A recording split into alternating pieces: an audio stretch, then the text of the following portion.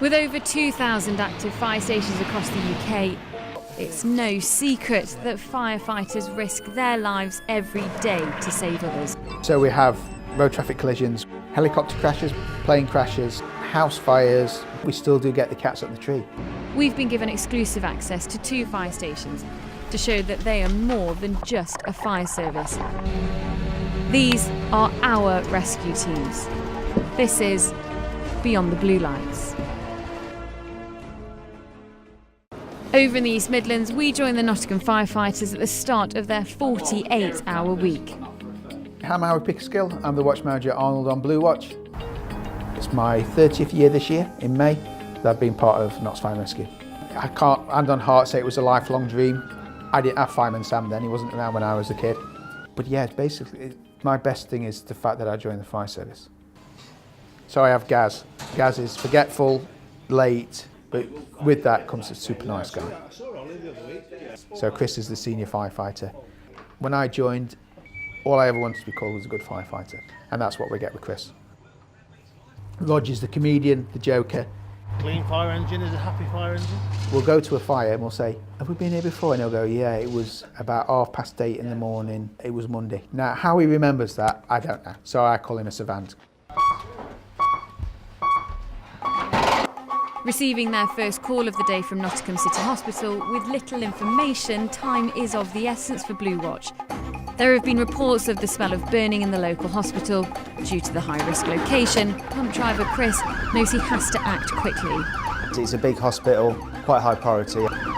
Obviously we've got patients bedridden or on life support.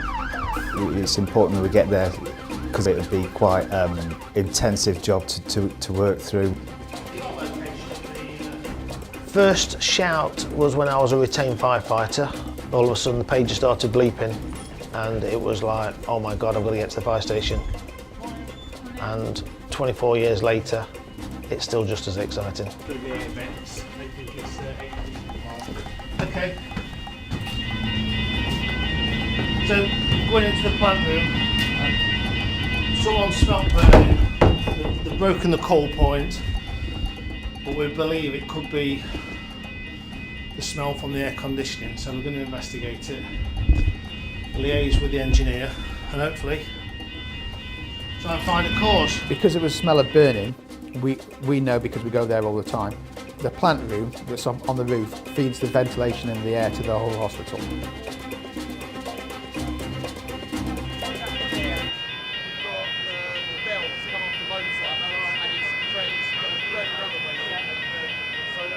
It turned out the smell of burning was actually a fan belt that had come off one of the motors that drives in the plant room, and that's the smell of the burning from the electric fan. It carried through the hospital, so that's why people were pressing manual call point. With all the 999 calls for the UK's fire and rescue services, around half of them turn out to be false alarms. Meanwhile, in the southeast of England, we join the firefighters in Kent preparing for a day of water safety training. I am Mitchell Kelly and I'm the watch manager in charge of Larkfield Fire Station, Kent. At Larkfield Fire Station, the appliances we have here, we have a bulk water carrier and we also have a water safety unit. We went and trained on the lakes for man overboard drills. The man overboard drill, if we practice it as if we have people in the boat and one accidentally falls out, that could be a crew member or a member of the public we've rescued accidentally falls out. Man overboard!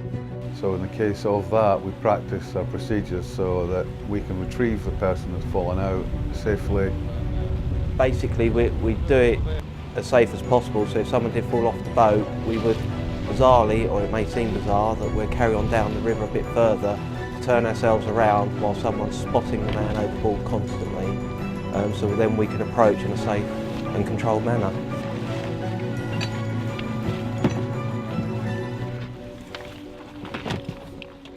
So for about 20 years now, Kent Fire and Rescue have been working on water safety, and that's after one major incident that a firefighter died. He drowned. He went into the water to look for a young boy, a young child that had gone under the ice. and he never came up afterwards as well, so he died.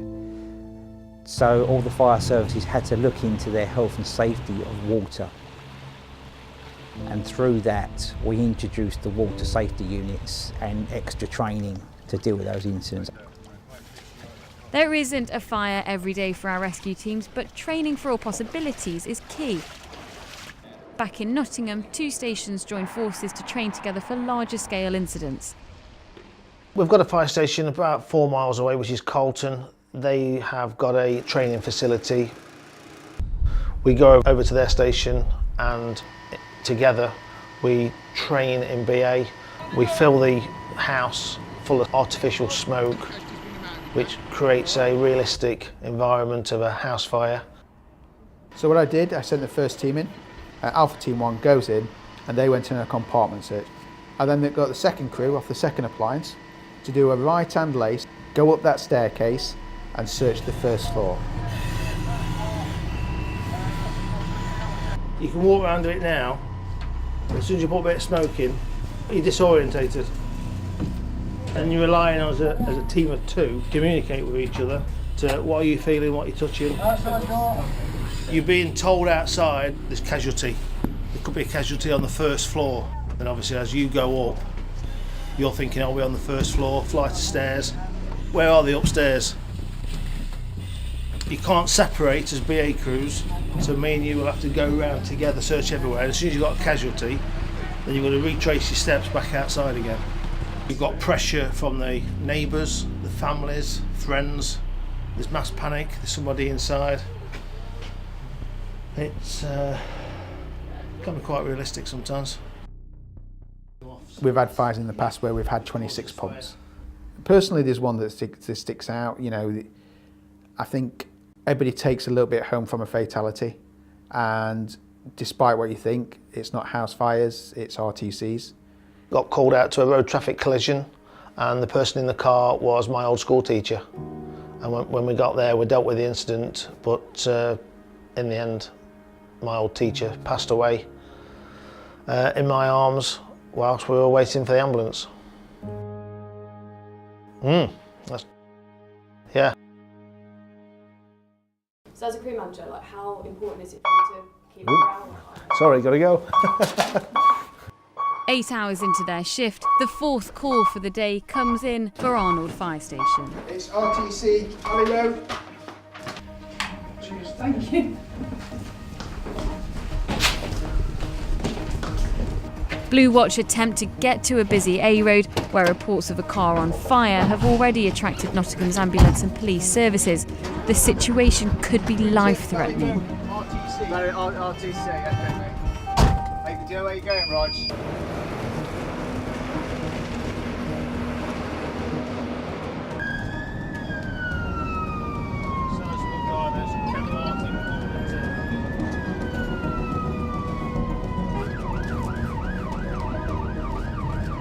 We're in a quite highly populated area. We've also got quite a few major roads around us, which means that we go to quite a few road traffic collisions as well, which are the mainstay of our working jobs really.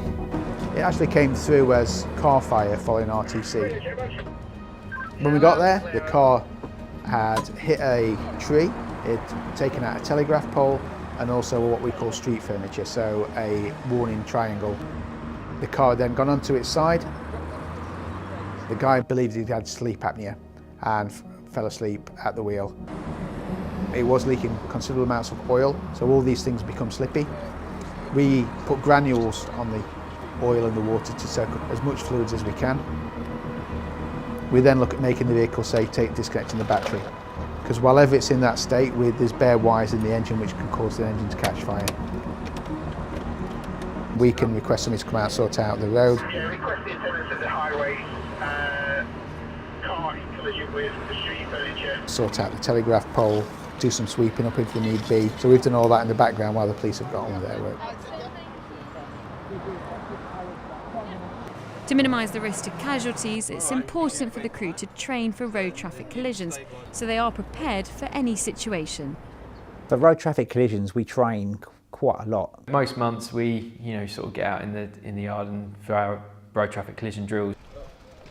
So what we've come across here is a road traffic collision simulation. The incident commander assured the casualty in the car that they were there and to look forward. Hello, stay looking ahead for me, stay looking ahead.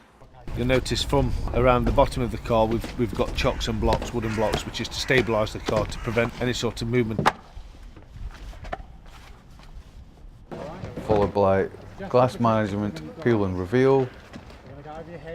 Peel and reveal is removing the trims of the vehicles to expose where cuts can be done. We then started to remove the roof. We make sure that it's about casualty-centred extrication. It's all about that casualty and what they need. Being so close to multiple motorways, Larkfield Station are no strangers to RTCs. We attended an incident on the bank holiday in the summer. A collapsed structure was the information we got on the M20. And as we was driving along, the traffic started to build up. And you could clearly see half a footbridge was missing. The other half was hanging suspended. The sight was, you couldn't really put it into words. It turned out there was only one person injured, and that was because he was on a motorbike.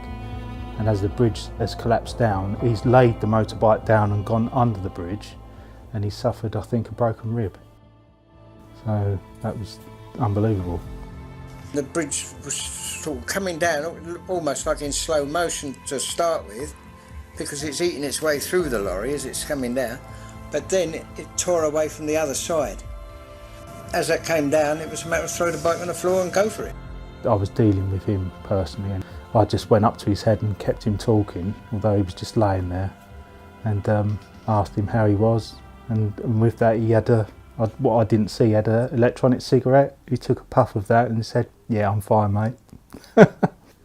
Throughout my 28 years, I've been to some incidents that I'd rather not reflect on, or been quite tragic for the personnel and the crews. And if anything, I think coming away from it, it's almost built the bonds on the watches stronger. In a working environment, we all work together very closely. Predominantly the relationships on that are built through a lot of training with each other. It's like one big family, really. As Larkfield finished for the day, Blue Watch head out onto another call. With no two shifts the same, both crews must be ready as anything can happen.